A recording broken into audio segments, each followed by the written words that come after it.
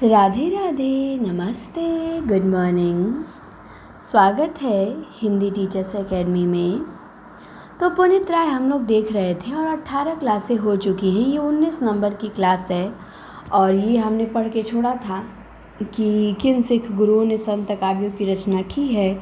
तो नानक गुरु, अंगद गुरु, अमरदास गुरु, रामदास गुरु, अर्जुन देव गुरु, गोविंद सिंह, इन सब ने किया है। अब हमें यहाँ पे रचना देखनी थी। जैसे सिखों के 5वें गुरु गुरु अर्जुन देव हैं, तो इनके यहाँ पे 3 रचनाएं दी गई हैं, सुखमणि, 52 अखरी और 12 मासा।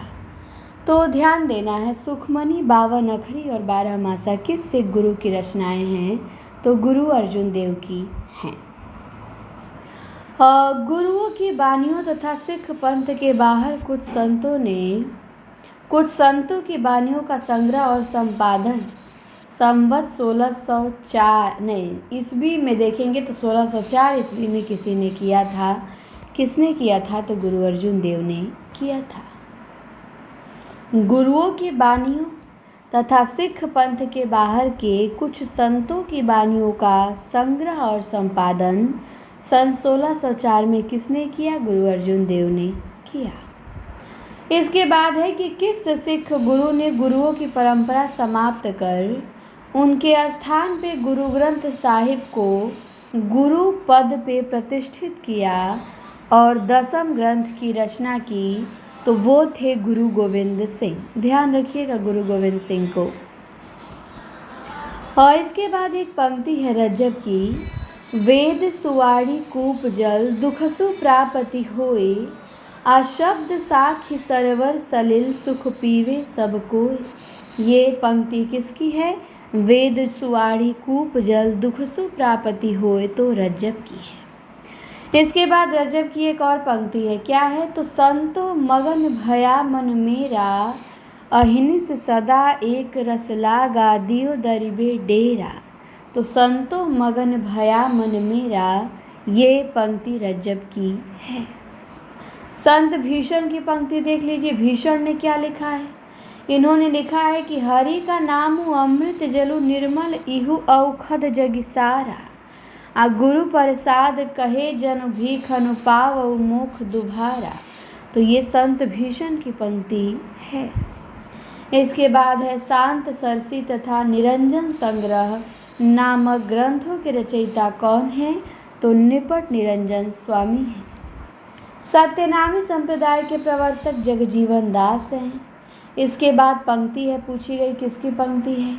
कि पर लोक लोक दो सधे जाए, सोई राजयोग सिद्धांत आए, निज राज योग ज्ञानी करंत हठी, मूढ़ धर्म साधत अनंत। तो पर लोक लोक दो सधे जाए, सोई राज योग सिद्धांत आए, ये पंक्ति किसकी है? तो अक्षर अनन्य की है। इसके बाद है निर्गुण संत काव्य धारा में एक महिला साधिका थी, कौन? तो बावरी साहिबा।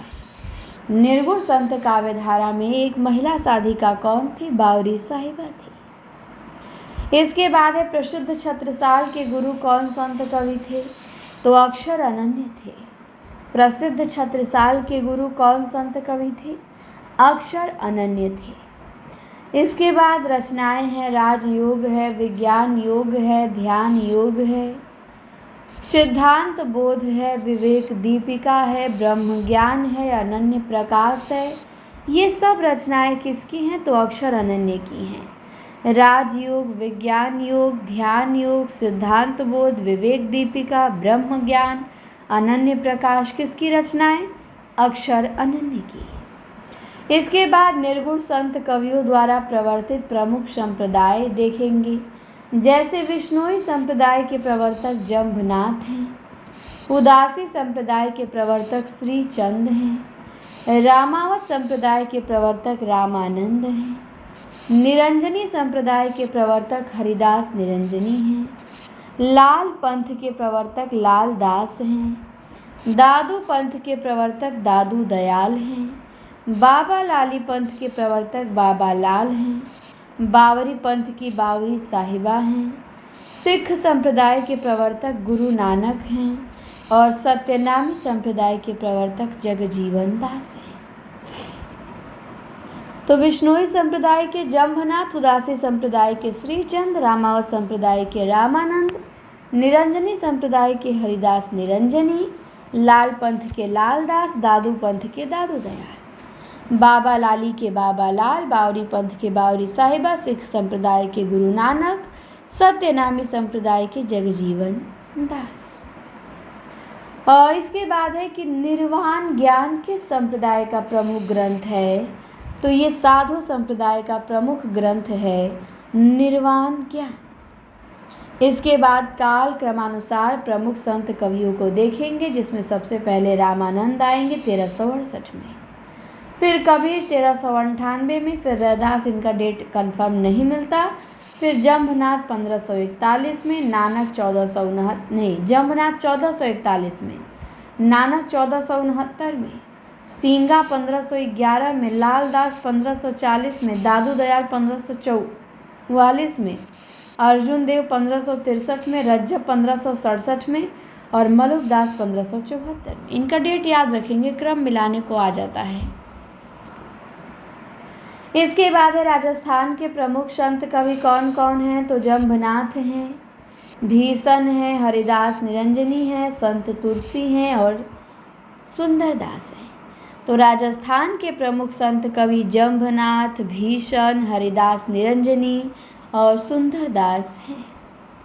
बिहार के प्रमुख संत कवि कौन हैं? तो धरणीदास और दरिया साहब हैं। बिहार के प्रमुख संत कवि धरणीदास और दरिया साहब। इसके बाद मध्य प्रदेश के प्रमुख संत कवि कौन हैं? तो सींगा हैं।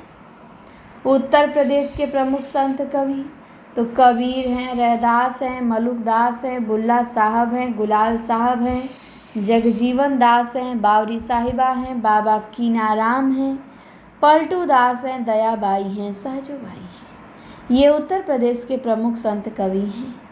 कबीर, रैदास, मलुकदास, बुल्ला साहब, बुलाल साहब, जगजीवन दास, बावरी साहिबा, बाबा कीनाराम, पलटू दास, दयाबाई, सहजोबाई। संत कवि कौन कौन से हैं? तो रामानंद हैं, कबीर हैं, रैदास हैं, हरिदास निरंजनी हैं, बाबा लाल हैं, लालदास हैं, रज्जब हैं, दादू दयाल हैं, नानक हैं, सींगा हैं, मलुकदास हैं, सुंदरदास हैं, जम्भनाथ हैं, धर्मदास हैं, बावरी साहिबा हैं, पीपा हैं, धन्ना हैं, शेख फरीद हैं, वीरभान हैं, भीषण हैं, निपट निरंजनी हैं और अक्षर अनन्य हैं। इसके बाद एक पंक्ति आती है, पंक्ति है कि सकल कवित्व का अर्थ है सकल बात की बात, दरिया सुमिरन राम का कर लीजिए दिन रात। तो ये पंक्ति किसकी है? दरिया साहब की है कि सकल कवित्व का अर्थ है सकल बात की बात, दरिया सुमिरन राम का कर लीजिए दिन रात, दरिया साहब। कबीर की पंक्ति देख लीजिए, पंडित और मसालची दोनों सूझे नाही, औरन को करे चांदना आप अंधेरे माही। तो पंडित और मसालची दोनों सूझे नाही कबीर की पंक्ति है। इसके बाद है कि संत कवियों में कौन संत कवि कवित्व सवैयों की रचना में सिद्धहस्त था? तो कवित्व सवैयों की रचना में सिद्धहस्त थे सुंदरदास। इसके बाद पंक्ति है, छद्दा तेरे राज में धक धक धरती होए, अजित जित घोड़ा मुख करे तित तित पत्ते होए। तो ये प्राणनाथ की पंक्ति है कि छत्ता तेरे राज में धक धक धरती होए, अजित जित घोड़ा मुख करे तित तित पत्ते होए, प्राणनाथ। इसके बाद है आचार्य शुक्ल ने मृगावती के रचयिता कुतुबन को प्रेम मार्गी या सूफी काव्यधारा का प्रथम कवि माना है। तो शुक्ल के अनुसार सूफी काव्यधारा के प्रवर्तक या प्रथम कवि कौन है? तो कुतुबन है, जिनकी रचना मृगावती 1501 में है। हजारी प्रसाद द्विवेदी ने ईश्वर दास की सत्यवती कथा को प्रेमाख्यान परंपरा की पहली रचना मानी है। तो ये ध्यान रखेंगे, शुक्ल जी तो मृगावती को मानते हैं पहली रचना प्रेमाख्यान काव्यधारा की, और हजारी प्रसाद द्विवेदी मानते हैं सत्यवती कथा को। डॉक्टर राम कुमार वर्मा ने मुल्ला दाऊद के चंदायन को प्रेमाख्यान परंपरा की प्रथम कृति माना है। तो ध्यान देंगे, राम कुमार वर्मा चंदायन को प्रेमाख्यानक परंपरा की पहली रचना मानते हैं, तो इनका सर्वमान्य मत है। शुक्ल जी मृगावती को, हजारी जी सत्यवती कथा को, राम कुमार वर्मा चंदायन को, इनका सर्वमान्य है। सूफी काव्यधारा की पहली रचना चंदायन ही है। इसके बाद है ब्रज भाषा में रचित प्रेमाख्यानक ग्रंथ के नाम बताइए, तो नंददास की रूप मंजरी जो है वो ब्रज भाषा में रचित प्रेमाख्यानक काव्य है। फिर जान कवि हैं, इनके प्रेमाख्यानक काव्य देख लीजिए। राजस्थानी में रचित प्रमुख प्रेमाख्यानक अब हम देखेंगे। जान कवि के भी जो काव्य हैं वो भी ब्रज में रचित प्रेमाख्यानक हैं। अब राजस्थानी में कौन कौन सी प्रेमाख्यानक रचनाएं लिखी गई हैं, तो सबसे पहले तो हंसावली लिखी गई है असाइद की 1370 में। इसे गणपति चंद्रगुप्त मानते हैं सूफी धारा की पहली रचना, लेकिन ये है नहीं क्योंकि भाषा राजस्थानी है। फिर दामोदर कवि की लखन सेन पद्मावती कथा राजस्थानी में है। फिर गणपति की माधवानल कामकंदला है राजस्थानी में। फिर ढोला मारुरा दुहा कल्लोल कवि की राजस्थानी में है। कुशल लाभ का माधवानल कामकंदला है राजस्थानी में। और जटमल की प्रेम विलास प्रेमलता की कथा भी है राजस्थानी में। इसके बाद है कि किस प्रेमाख्यानक काव्य को केवल दोहे में लिखा गया, तो गणपति द्वारा रचित माधवानल कामकंदला को केवल दोहे में लिखा गया। हिंदी के प्रमुख प्रेमाख्यानक काव्य कौन कौन से हैं, तो हंसावली है असाइद का जो 1370 में लिखा गया। चंदायन है मुल्ला दाऊद का जो 1379 में लिखा गया। ये हिंदी के प्रमुख प्रेमाख्यानक काव्य हैं। दामोदर कवि का लखन सेन पद्मावती कथा है। ईश्वर दास का सत्यवती कथा है। मृगावती कुतुबन की है। सत्यवती कथा 1501 में, मृगावती 1503 में। अभी पीछे एक दे दिया था, मृगावती का गलती दिया था। सत्यवती कथा 1501, मृगावती 1503। माधवानल कामकंदला 1527 गणपति। पद्मावत 1540 जायसी। मधुमालती 1545 मंझन। ढोला मारुरा दुहा कल्लोल कवि। माधवानल कामकंदला चौपाई कुशल लाभ। रूप मंजरी 1568 में नंददास।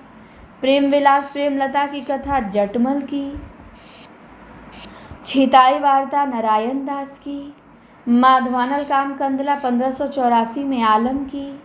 चित्रावली 1613 में उस्मान की। रसरतन 1618 में पुहकर का। ज्ञानदीप 1619 में शेख नबी का। नल दमयंती नरपति व्यास का। नल चरित्र मुकुंद सिंह का। हंस जवाहिर कासिम शाह का 1731 में। इंद्रावती 1744 में नूर मोहम्मद का। अनुराग बासुरी 1764 में नूर मोहम्मद का। इसके बाद अब जान कवि का देख लीजिए। जान कवि ने लिखा है कथा रत्नावली, कथा कनकावती, कथा कमलावती, कथा मोहिनी। कमलावती चित्रावली में सुजान कुमार की पहली पत्नी थी। फिर है कथा नल दमयंती, फिर है कथा कलावंती, फिर है कथा रूप मंजरी, कथा कलंदर, कथा पिजरसा, फिर है साहिजादे देवलदे, फिर है ग्रंथ लैले मजनू आदि।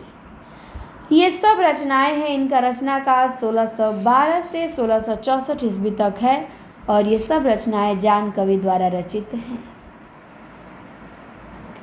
इसके बाद आगे देखेंगे संख्या की दृष्टि से सर्वाधिक प्रेमाख्यानों की रचना जान कवि ने किया है, जिनका रचना काल 1612 से 1664 ईस्वी तक है और जिन्होंने 78 काव्य ग्रंथों की रचना की, जिसमें से 29 प्रेमाख्यान हैं। तो ध्यान रखिएगा, संख्या की दृष्टि से सर्वाधिक प्रेमाख्यानों की रचना जान कवि ने की।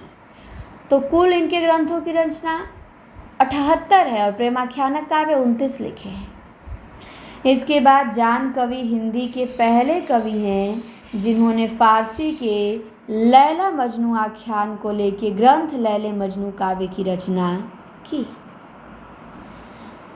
इसके बाद है कवि असाइद ने अपने ग्रंथ हंसावली का रचना स्रोत किस कथा को माना है, तो विक्रम बेताल की कथा को माना है। तो हंसावली की रचना का स्रोत क्या है, विक्रम बेताल की कथा है। असाइद कृत हंसावली की प्रमुख कथा किससे संबंधित है, तो पाटण की राजकुमारी हंसावली से। मुल्ला दाऊद के चंदायन के प्रमुख पात्र कौन हैं? तो नायक लोरिका है, उसकी पत्नी मैना है और नायिका चंदा है। तो लोरिक, मैना और चंदा ये चंदायन के पात्र हैं, ध्यान रखिएगा। इसके बाद दिया है कि किस प्रेमाख्यानक काव्य का एक नाम लोर कहा या लोर कथा है? तो चंदायन का एक नाम लोर कहा या लोर कथा भी है। चंदायन का मूल नाम लोर कहा या लोर कथा किसने माना? डॉक्टर माता प्रसाद गुप्त ने माना। चंदायन की भाषा अवधी है। चंदायन के रचयिता मुल्ला दाऊद राय बरेली जिला डलमऊ के रहने वाले थे। लखम सेन पद्मावती कथा, इसकी रचना दामोदर कवि ने 1649 ईस्वी में की थी और स्वयं कवि ने इसे वीर कथा कहा है। इसकी भाषा राजस्थानी है। लखम सेन पद्मावती कथा की। मृगावती के रचयिता कुतुबन के गुरु कौन थे? शेख बुरहान थे। कुतुबन किस बादशाह के राजयाश्रित कवि थे? जौनपुर के बादशाह हुसैन शाह के। कुतुबन कृत मृगावती में किसकी कथा का वर्णन है? तो चंद्रनगर के राजा गणपति देव के राजकुमार और कंचनपुर की रानी रूपमुरानी की कन्या मृगावती की प्रेम कथा है। मृगावती की भाषा अवधी है। इसके बाद पंक्ति है, रुक्मणी पुनि वैसे ही मर गई, कुलवंत सती सो सती भई, विधिकर चरित न जाने आनु, जो सिरसा सो जही नि आनु। तो ये सब पंक्ति मृगावती की हैं। मृगावती एवं मंझन कृत मधुमालती में दोहे चौपाइयों का क्रम क्या है? तो मधुमालती और मृगावती दोनों में 5 चौपाइयों के उपरांत एक दोहे का क्रम है। मंझन कृत मधुमालती के नायक नायिका कौन है? तो मनोहर नायिका है और मधुमालती नायिका है। और इन्हीं के समानांतर प्रेमा और ताराचंद की भी प्रेम कथा चलती है। तो मधुमालती में सहनायक और सहनायिका भी है। सहनायिका प्रेमा, सहनायक ताराचंद। मंझन कृत मधुमालती का एक प्रमुख वैशिष्ट्य है और वो ये है कि सामान्यतः हिंदी प्रेमाख्यानों में नायक को बहुपत्नीवादी दिखाया गया है, किंतु मधुमालती इसका अपवाद है। ध्यान रखिएगा, मधुमालती में बहुपत्नीवाद का समर्थन नहीं किया गया है, विरोध किया गया है। एक ही पत्नी को समर्थन दिया गया है मधुमालती में। इसके बाद पंक्ति है कि नैन विरह अंजन जिन सारा, बिरह रूप दर्पण संसारा, कोटि माहि बिरला जग कोई, जाहि शरीर बिरह दुख होई, आ रतन की सागर सागर ही, गज मोती गज कोई, आ चंदन की बन बन उपजे, बिरह की तन तन होई। तो ये पंक्ति मधुमालती से मंझन की है। इसके बाद है, देखत ही पहिचान्यो तो ही, एही रूप छंदरियो मोही, आ एही रूप बुत अहे छपाना, आ एही रूप रब सृष्टि समाना, एही रूप सकती और शिव, एही रूप त्रिभुवन कर जीव, आ एही रूप प्रगट बहुभेसा, एही रूप जग रंक नरेसा। पंक्ति किसकी? मधुमालती की, मधुमालती से मंझन की। जायसी ने अपने पूर्व लिखे हुए कितने प्रेमाख्यानों का उल्लेख किया है? तो 4। कौन कौन से? तो मृगावती, मधुमालती, मुग्धावती और प्रेमावती। जायसी बताते हैं कि उनसे पहले 4 प्रेमाख्यानक रचनाएं लिखी गई थी, मधुमालती, मृगावती, मुग्धावती, प्रेमावती। इसके बाद 16वीं शती के बनारसी दास जैन ने अपने आत्मचरित अर्ध कथानक में किन प्रेमाख्यानों का उल्लेख किया है? तो मधुमालती और मृगावती का किया है। इसके बाद पंक्ति है, तब घर में बैठे रहे, नाहि नहाट बाजार, मधुमालती मृगावती पोथी दोये उचार। तो अर्ध कथानक से ये पंक्ति बनारसी दास जैन की है। इसके बाद संवत 1700 में दक्षिण के किस शायर ने मधुमालती के आधार पर दक्षिणी उर्दू में गुलशन इश्क के नाम से एक प्रेम कहानी लिखी? तो नसरती ने लिखा।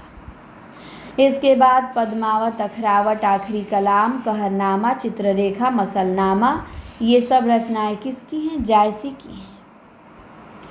एक नवोपलब्ध काव्य मिलता है, कन्हावत। कन्हावत किसकी रचना है? कन्हावत भी जायसी की ही है। जायसी के किस ग्रंथ में कयामत का वर्णन है? तो आखिरी कलाम जो जायसी ने लिखा है उसमें कयामत का वर्णन है। जायसी ने अपने किस ग्रंथ में मुगल बादशाह बाबर की प्रशंसा की है? तो बाबर की प्रशंसा जायसी आखिरी कलाम में की है। जायसी के किस ग्रंथ में देवनागरी वर्णमाला के एक एक अक्षर को लेकर सिद्धांत संबंधी तत्वों से भरी चौपाइयाँ कही गई हैं? तो अखरावट में। जायसी कृत चित्र रेखा क्या है? तो एक लघु प्रेमाख्यान है। आचार्य शुक्ल ने जायसी के कितने ग्रंथों का उल्लेख किया है? तो 3, आखिरी कलाम, पद्मावत और अखरावट। जायसी किस शासक के समकालीन थे? तो जायसी शेरशाह के समकालीन थे। जायसी कहाँ के रहने वाले थे? तो अमेठी के निकट जायस के रहने वाले थे। जायसी के गुरु कौन थे? तो सूफी फकीर शेख मुहिदी या मुहिउद्दीन थे। जायसी कृत पद्मावत की कुछ प्रसिद्ध पंक्तियाँ देख लीजिए, जैसे आदि अंत जस कथा अहे, लिखी भाषा चौपाई कहे। फिर है अमन जानि कवित यस किन्हा, मकु या रहे जगत में चिन्हा। फिर है तन चितौर मन राजा किन्हा, हिय सिंहल बुद्धि पद्मिनी चिन्हा। नागमती यह दुनिया धंधा, वाचा सोई नहीं चितबंधा। फिर है प्रेम कथा यही भांति विचारे हूँ, अब बूझ ले हूँ जो बूझे पारम। तो पद्मावत की पंक्ति है, ये सभी ध्यान रखिएगा। और भी है पद्मावत से, जैसे सरवर तीर पद्मिनी आई, खो पछेरी केस मकुलाई। फिर है कि बरुनी बान असो पह बेधे रन बन दाख, असौ जहिना सब रोवा पंख तन सब पांख। फिर है ओही मिलान जब पहुँचे कोई, तब हम कहब पुरुष भल होई। है आगे पर्वत के बाटा, विषम पहाड़ अगम सुखी घाटा।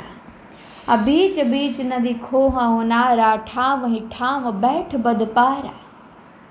फिर छार उठाए लेक लीन एक मुट्ठी, दीन उड़ाए परिथमी झूठी। फिर है मानुष प्रेम भयहु बैकुंठी, नाहित कह छार भई मुठी। फिर है महमूद जीवन जल भरन रहट, घड़ी के रीत आ घड़ी सो आई ज्यो भरी, ढरी जन्म गानीत। फिर है हो तही दरस परस था लोना, धरती सरग भयऊ सब सोना। फिर है कि जासौ चख हेरो सोई, ठाऊ जीव दई आ यही दुख कबहू ना निसरो, को हत्या अस ले। इसके बाद जायसी की पद्मावत की कुछ और प्रसिद्ध पंक्तियाँ दी गई हैं, जैसे देख लीजिए। साजन ले पठावा आय सुजाई न भेंट, आ तनमन जोबन साज के देह चली ले भेंट। इसके बाद है फिर रोई कोई नहीं बोला, आधी रात विहंगम बोला। फिर है बरसे मघा झकोरी झकोरी, मोरी दो नैन छुए जनोरी। इसके बाद है उधरी आए ते बंधन किन्ना, इधि दस माथ अमर पद दिन्हा। इसके बाद है किन्हेसी कोई भिखारी कहीं धनी, आ किन्हेसी संपत्ति विपत्ति पुन धनी। आ काहू भोग भुगति सुख सारा, कहाँ काहू भूख पवन भूख दुख हारा। 18 नंबर में है पीयूष कहूँ संदेशड़ा, हे भौरा हे काग, आ सो धनी विरहे जरी मुई, तेहक धुआ हम लाग। फिर है जौहर भई स्त्री पुरुष गए संग्राम, अपात शाही गढ़ चूरा चितौर भाई सलाम। फिर है 20वीं पंक्ति की नयन जो देखा कवल भा, निर्मल नीर शरीर। हंसत जो देखे हंस भा, दसन ज्योति नगहीर। जैसी कि पद्मावत से चल रही है सब पंक्तियाँ। फिर है मोहम्मद यही कहीं जोरी सुनावा, सुना जो प्रेम पीर गा पावा। फिर है जे मुख देखा ते हंसा, सुना ते आए आंसू। फिर है कवि व्यास रस कमला पूरी, दुरही नियर नियर भादुरी। इसके बाद है जेही के बोल विरह के धाया, कही के ही भूख कहाँ ते छाया। फिर है पाट महादे हिये नहारू, समुझी जीव चित चेतु संभारू। और फिर है कुहू की जस कोयल रोई, रकत आंसू धुध बन बोई। इसके बाद है जायसी के पद्मावत की भाषा क्या है? तो जायसी के पद्मावत की भाषा ठेठ अवधी है। पद्मावत में दोहा चौपाई का क्रम क्या है? तो 7 चौपाई के बाद एक दोहा है। पंक्ति है कि जावत पंखी जगत के भरी बैठे अमराऊं, अयापनी आपनी भाषा ले ही दई कर नाऊं। तो ये भी पद्मावत की से पंक्ति है जायसी की। इसके बाद है पद्मावत को हिंदी में अपने ढंग की अकेली ट्रेजिक कृति किस आलोचक ने कहा है? तो पद्मावत को हिंदी में अपने ढंग की अकेली ट्रेजिक कृति कहा है विजय देवनारायण शाही ने। और इसके बाद एक कथन है कि कबीर ने केवल भिन्न प्रतीत हुई परोक्ष सत्ता की एकता का आभास दिया था, प्रत्यक्ष जीवन की एकता का दृश्य सामने रखने की आवश्यकता बनी थी और ये जायसी द्वारा पूरी हुई। ये रामचंद्र शुक्ल कहते हैं।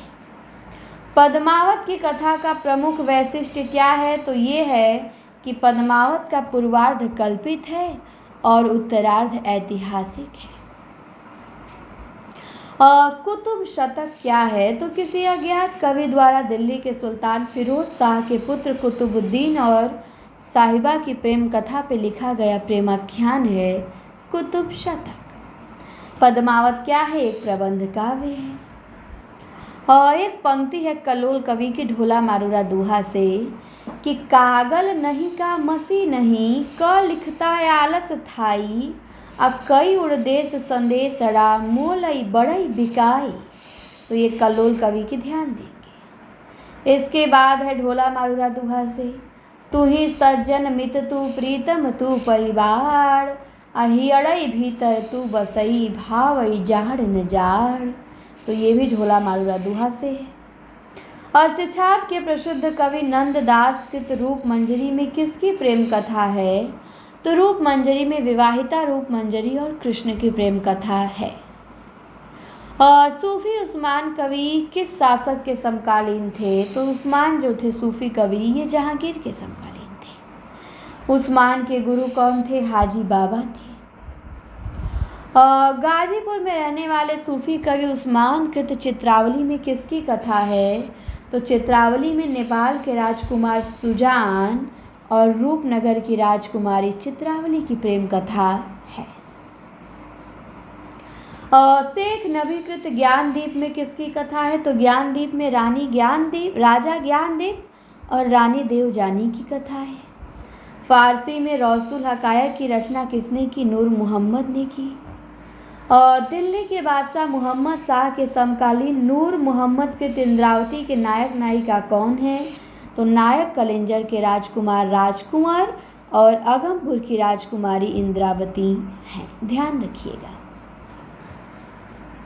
अब आते हैं अगले पेज पे। अगले पेज में जाने से पहले मैं बता दूं कि टीजीटी पीजीटी की नई भर्ती जो अगस्त में आने वाली है, जिसका एग्ज़ाम दिसंबर तक हो जाएगा, बहुत कम टाइम है। इसके लिए हमने विजेता बैच शुरू किया है जिसकी फ़ीस केवल 1999 है और जब तक पेपर फाइनल ना हो जाए तब तक वैलिडिटी रहेगी। और आपको 3 लाइव क्लासें डेली मिलेगी, 2 वीडियो मिलेगा। हर पार्ट को एग्ज़ाम से पहले सिलेबस पूरा कंप्लीट कराया जाएगा। Theory, practice, mock test, PDF test सब होगा और हर प्रामाणिक किताबों से 1 लाइनर आपको क्वेश्चन कराया जाएगा। हर बुक से प्रश्नोत्तरी रहेगी। शुक्ल जी, बच्चन जी, रामसुख चतुर्वेदी जी, नगेंद्र जी, वासुदेव नंदन, कामता प्रसाद, भगीरथ मिश्र सबसे रहेगी।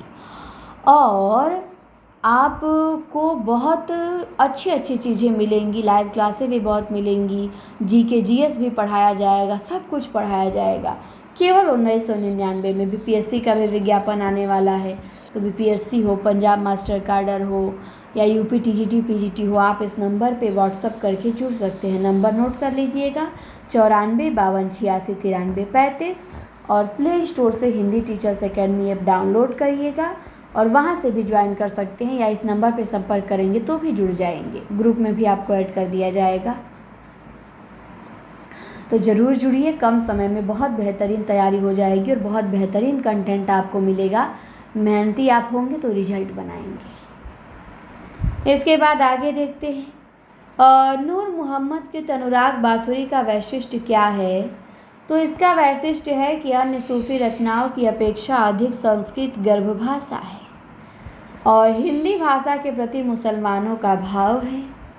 इसमें शरीर, जीवात्मा और मनोवृत्तियों को लेकर रूपक बांधा गया है और चौपाइयों के बीच दोहे न रख के बरवे का प्रयोग किया गया है। अनुराग बांसुरी में आचार्य शुक्ल ने सूफी पद्धति का अंतिम ग्रंथ किसे माना है? तो शुक्ल जी ने सूफी पद्धति का अंतिम ग्रंथ नूर मोहम्मद कृत इंद्रावती को माना है। एक पंक्ति है कि कामयाब कह कौन जगावा, फिर हिंदी भाखे पर आवा, छाड़ी फारसी कंद नवाते, अरुझन हिंदी रस बाते। तो ये नूर मोहम्मद की पंक्ति है, कामयाब कह कौन जगावा, नूर मोहम्मद। आचार्य शुक्ल के अनुसार प्रेम मार्गी शाखा के एकमात्र हिंदू कवि कौन हैं? तो वो सूरदास नामक एक पंजाबी हिंदू हैं जिसने शाहजहां के समय में नल दमयंती कथा लिखी। इसके बाद एक पंक्ति है कि ये रानी मन देखु बिचारी, ये ही नैहर रहना दिनचारी, जब लगी आई हैं पिता कर राजू, खेल ले हूँ जो खेल हूँ आजू, अपुनि सासुर हम गौनब काली, कित हम कित यही सरवर पाली। तो ये पंक्ति जायसी की पद्मावत से है, रानी मन देखो बिचारी। इसके बाद पंक्ति है जाकी बुद्धि हुई अधिकाई, यान कथा एक कहे बनाई। तो ये उस्मान की है चित्रावली से। आचार्य शुक्ल ने पद्मात्मा में रतन सेन और पद्मावती को किसका प्रतीक माना है? तो शुक्ल ने रतन सेन को आत्मा का और पद्मावती को परमात्मा का प्रतीक माना है। पंक्ति है कि जोबन मोर भयऊ जस गंगा, देह देह हम ला गया नंगा, कवल भवर ओही बन पावे, को मिलान तन पानी प बुझावे। तो जो ही मोर भयऊ जस गंगा, जोबन मोर भयऊ जस गंगा पद्मावत से जैसी की है। इसके बाद है कि पद्मावत में रतन सेन किसका प्रतीक है? मन का प्रतीक है। पद्मावती सात्विक बुद्धि का प्रतीक है। नागमती दुनिया धंधा सांसारिक बुद्धि का प्रतीक है। राघव चेतन शैतान का प्रतीक है और अल्लाउद्दीन माया का प्रतीक है। ध्यान रखिएगा। पंचरात्र में रात्र शब्द का अर्थ ज्ञान है। पंचविधान को पांचरात्र माना जाता है और परम तत्व, मुक्ति, भुक्ति, योग तथा विषय, इन 5 विषयों के संवेद ग्रहण को पंचरात्र कहते हैं। तो किसके संवेद ग्रहण को पंचरात्र कहते हैं? तो पंचरात्र में रात्र शब्द का अर्थ क्या है? ज्ञान है। और पंच तत्व कौन से हैं? तो परम तत्व है, मुक्ति है, भुक्ति है, योग है और विषय है। इसके बाद है प्रस्थान त्रयी में कौन कौन सी आती हैं? उपनिषद आएगा, गीता आएगा, ब्रह्मा सूत्र आएगा। तो ध्यान रखिएगा, प्रस्थान त्रयी में उपनिषद है, गीता है और ब्रह्मा सूत्र है। प्रस्थान त्रयी में उपनिषद, गीता और ब्रह्मा सूत्र है। इसके बाद वैष्णव भक्ति के संप्रदाय आचार्य दर्शन है। श्री संप्रदाय के आचार्य रामानुजाचार्य हैं। दर्शन विशिष्टाद्वैतवाद है, भक्ति दास्य भाव की है। ब्रह्म संप्रदाय के मध्वाचार्य हैं। दर्शन द्वैतवाद है, भक्ति कांत या माधुर्य है। निम्बार्क संप्रदाय के निम्बार्काचार्य हैं। दर्शन द्वैताद्वैतवाद है और भाव सख्य है। रुद्र संप्रदाय के प्रवर्तक वल्लभाचार्य हैं। सिद्धांत दर्शन द्वैताद्वैतवाद है, भाव वात्सल्य है। तो श्री संप्रदाय के रामानुजाचार्य, ब्रह्म संप्रदाय के मध्वाचार्य, निम्बार्क के निम्बार्काचार्य, रुद्र संप्रदाय के वल्लभाचार्य। ध्यान रखिएगा। रुद्र संप्रदाय के प्रवर्तक कौन है? तो विष्णु स्वामी हैं। ये भी याद रखिएगा। रुद्र संप्रदाय के प्रवर्तक वल्लभाचार्य नहीं है, वो भी थे उसमें जुड़े, लेकिन प्रवर्तक विष्णु स्वामी हैं। नारद भक्ति सूत्र में भक्ति के कितने भेद पाए गए हैं? 11 पाए गए हैं। कौन कौन? तो गुण महात्म्य शक्ति, रूपा शक्ति, पूजा शक्ति, स्मरण शक्ति, दास्य शक्ति, साख्य शक्ति, कांता शक्ति, वात्सल्य शक्ति, आत्मनिवेदन शक्ति, तन्मयता शक्ति, परम ब्रह्मा शक्ति। किस वैष्णव आचार्य के मत को पुष्ट मार्ग कहा जाता है? तो वल्लभाचार्य के मत को पुष्टि मार्ग कहा जाता है। राधा कृष्ण की युगलोपासना का विधान किस संप्रदाय में है? तो निम्बार्काचार्य या सनकादि संप्रदाय में राधा कृष्ण की युगलोपासना का विधान है। इसके बाद ग्रंथ है अणुभाष्य, सुबोधिनी टीका, तत्वदीप निबंध, श्रृंगार रस मंडन, विद्वन मंडन। इसके रचनाकार कौन है? तो वल्लभाचार्य है।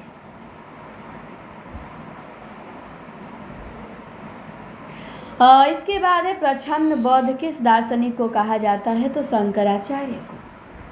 अद्वैतवाद के प्रवर्तक कौन थे? शंकराचार्य थे। वैष्णव भक्ति के आद्य आचार्य कौन माने जाते हैं? रामानुजाचार्य माने जाते हैं। रामानुजाचार्य के गुरु कौन थे? कांचीपुर्ण थे। इसके बाद दिया है श्री वैष्णव मताब्ज भास्कर, रामार्चन पद्धति और आनंद भाष्य के रचयिता कौन हैं? तो रामानंद हैं। वैष्णव भक्ति का उदय कहाँ हुआ? दक्षिण भारत में हुआ। गोवर्धन पर्वत पे श्रीनाथ जी का मंदिर किसने बनवाया? तो वल्लभाचार्य ने बनवाया। किस आचार्य के बारे में कहा जाता है कि वे भक्ति को दक्षिण से उत्तर में लाए? तो रामानंद के बारे में कहा जाता है कि भक्ति द्राविड़ रूप जी लाए रामानंद। रामानंद को किसी ने आकाश धर्मा गुरु कहा है। किसने? तो हजारी प्रसाद द्विवेदी ने। दक्षिण के अलवार संतों की संख्या कितनी है? 12 है। अलवार संतों में सर्वाधिक लोकप्रिय संत कवि कौन थे? तो नमल्लवार या सठकोप थे। इसके बाद है तिरुवायमोली, तिरुवतम, पेरिय तिरुवंददादि। इस ग्रंथ के रचनाकार कौन है? सठकोप या नमल्लवार है। अलवार संतों में एक महिला संत कौन थी? अंडाल थी। पेरुमाल तिरुभावी किसका ग्रंथ है? तो 7वें अलवार संत के केरल चेरवंशी राजा कुलशेखर का। अलवार संतों के लोक प्रचलित पदों को नलियार दिव्य प्रबंधम शीर्षक से 4 भागों में किसने संकलित किया? तो रंगनाथ मुनि ने संकलित किया। ध्यान देंगे, ये इम्पॉर्टेंट है, सब इम्पॉर्टेंट है वैसे तो, कि अलवार संतों के लोक प्रचलित पदों को नलियार दिव्य प्रबंधम शीर्षक से 4 भागों में किसने संकलित किया? रंगनाथ मुनि ने। भक्ति आंदोलन को ईसाइयत की देन किसने माना? तो ग्रियर्सन, वेबर और कैनेडी ने माना। योग चिंतामणि, राम रक्षा स्रोत किसकी रचनाएं हैं? रामानंद की हैं। आचार्य शुक्ल ने रामानंद द्वारा रचित कितने ग्रंथ माने हैं? 2 माने हैं। एक तो वैष्णव मताब्ज भास्कर और एक रामार्चन पद्धति, दोनों संस्कृत में है। पंक्ति है आरती कीजिए हनुमान लला की, दुष्ट दलन रघुनाथ कला की। किसकी? रामानंद की। किस वैष्णव आचार्य का एक नाम आनंद तीर्थ भी है? तो मध्वाचार्य का नाम आनंद तीर्थ भी है, ध्यान रखिएगा। रामानंद में रामानंद द्वारा रामावत संप्रदाय की सबसे पहली और सबसे प्रधान गद्दी गलता में किसने स्थापित की? तो अनंतानंद के शिष्य कृष्णदास पैहारी ने। तो रामावत संप्रदाय की गद्दी गलता में कृष्णदास पैहारी ने स्थापित की, जो अनंतादास के शिष्य थे, और अनंतानंद रामानंद के शिष्य थे। इसके बाद है श्री रामानुज श्री संप्रदाय का प्रधान स्थान कहाँ है? तो तोताद्री है। श्री संप्रदाय का प्रधान स्थान तोताद्री है। उत्तर तोताद्री किसे कहते हैं? तो गलता को कहते हैं। इसके बाद है जन श्रुति के अनुसार कृष्ण वैष्णव भक्त ने गलता की गति को योग चमत्कार से अपने अधिकार में कर लिया और रामानंद संप्रदाय की गद्दी स्थापित की। तो कृष्णदास पैहारी ने। किस संप्रदाय के लोग वैरागी नाम से प्रसिद्ध हैं? तो रामावत संप्रदाय के लोग वैरागी नाम से प्रसिद्ध हैं। तपसी शाखा की स्थापना किसने की? तो कृष्णदास पैहारी के शिष्य किल्लदास ने की। तपसी शाखा के प्रवर्तक किल्लदास हैं। तुलसी के पूर्व राम भक्त कवि कौन है? जो तुलसी से पहले ही राम भक्त कवि थे, तो वो रामानंद हैं, विष्णुदास हैं, अग्रदास हैं, ईश्वरदास हैं। नाम याद रखिएगा चारों का, रामानंद, विष्णुदास, अग्रदास, ईश्वरदास। हिंदी की राम काव्य परंपरा के पुरस्कर्ता कौन माने जाते हैं? तो राम काव्य परंपरा के पुरस्कर्ता रामानंद माने जाते हैं। हिंदी राम काव्य परंपरा में जैन कवियों की रचनाएं कौन सी हैं? तो रावण मंदोदरी संवाद मुनि लावण्य का, रामचरित या राम रास ब्रह्म जिनदास का, हनुमंत रास भी ब्रह्म जिनदास का, और हनुमंत गामी कथा और हनुमान चरित सुंदरदास का। इम्पॉर्टेंट केवल रावण मंदोदरी संवाद है मुनि लावण्य का, बाकी नीचे का तीनों छोड़ सकते हैं। पंक्ति है कि कहाँ जाइए हो धरि लागो मेरा चंचल मन भयो अपंग। ये पंक्ति किसकी? रामानंद की है। ग्वालियर नरेश डुगरेंद्र के राज कवि राम भक्त कवि विष्णुदास के ग्रंथ कौन कौन से हैं? तो महाभारत कथा है, रुक्मणी मंत्र है, स्वर्गारोहण है और स्नेह लीला है, रामायण कथा है। सबसे इम्पॉर्टेंट विष्णुदास की रचना स्नेह लीला है। विष्णुदास ग्वालियर नरेश डुगरेंद्र के राजकवि राम भक्त थे विष्णुदास, ध्यान रखिएगा। स्नेह लीला विष्णुदास की सबसे महत्वपूर्ण रचना है क्योंकि एग्जाम में आ चुकी है। विभिन्न भारतीय भाषाओं में रामायण की रचना हुई, इन्हें देखते हैं। जैसे बांग्ला भाषा में कृतिवास रामायण लिखा गया, तमिल भाषा में कंब रामायण लिखा गया, तेलुगु भाषा में रंग रामायण और भास्कर रामायण लिखा गया, मराठी में संत एकनाथ कृत भावार्थ रामायण लिखा गया। कृष्णदास पयहारी के शिष्य कौन थे? तो कृष्णदास पयहारी के शिष्य अग्रदास और किल्लदास थे। राम भक्त कवि अग्रदास द्वारा लिखित रचना कौन सी है? तो हितोपदेश उपखान बावनी है, ध्यान मंजरी है, राम ध्यान मंजरी है, कुंडलिया है, अष्टयाम है। अग्रदास की रचनाएं। राम भक्ति परंपरा में रसिक भावना का समावेश किसने किया? तो अग्रदास ने राम भक्ति शाखा में रसिक भावना का समावेश किया। रसिक संप्रदाय के प्रवर्तक अग्रदास हैं। रसिक संप्रदाय के अंतर्गत अग्रदास का नाम क्या है? तो अग्र अली नाम है। ये स्वयं को सीता की सखी मान के अग्र अली नाम से रचनाएं लिखते थे। रसिक संप्रदाय की प्रधान गद्दी कहाँ है? तो रैवासा में है, जयपुर के आसपास। रसिक संप्रदाय की प्रधान गद्दी रैवासा में, जयपुर के आसपास। पंक्ति है इसके बाद कि कुंडल ललित कपोल जुगल अस परम सुदेशा, तिनको निरखी प्रकाश लजत राकेश दिनेशा। ये पंक्ति किसकी? अग्रदास की। तो कुंडल ललित कपोल जुगल अस परम सुदेशा, तिनको निरखी प्रकाश लजत राकेश दिनेशा, किसकी पंक्ति? अग्रदास की। तो इस प्रकार इस वीडियो में हमने भगवत शब्द रूप इस वीडियो में हमने पुनीत राय की बुक से 18 नंबर की क्लास तो हो गई थी, 19 नंबर की क्लास देखी। प्लेलिस्ट बन गई हैं, सारी क्लासें प्लेलिस्ट में ऐड हैं और आप सभी इसे ज़रूर देखेंगे। क्लास अच्छी लगे तो लाइक करें, चैनल को सब्सक्राइब करें, कमेंट करें और विजेता बैच से ज़रूर जुड़ें। हमारे साथ जुड़ेंगे, पढ़ेंगे, आपकी तैयारी में 4 चांद लग जाएंगे। तो एक बार ज़रूर जुड़िए। धन्यवाद। मिलते हैं जल्दी अगली वीडियो में।